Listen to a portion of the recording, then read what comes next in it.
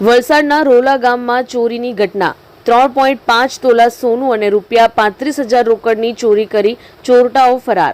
વલસાડના રોલા ગામના ભીમફળિયા વિસ્તારમાં ચોરીની એક ઘટના સામે આવી છે, જેમાં તસ્કરોએ એક બંધ ઘરને નિશાન બનાવીને આશરે 3.5 તોલા સોનું અને રૂપિયા 35,000 રોકડ રકમની ચોરી કરી ફરાર થઈ ગયા હતા।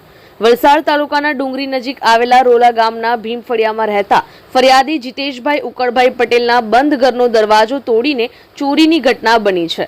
ચોરોએ ઘરમાંથી કિંમતી સોનાના દાગીના અને રોકડ રકમ મળીને કુલ મોટી રકમની ચોરીને અંજામ આપ્યો હતો। ચોરાયેલ મુદ્દામાલ આશરે 3.5 તોલા સોનું અને 35,000 રોકડ રકમ ચોરી થઈ છે।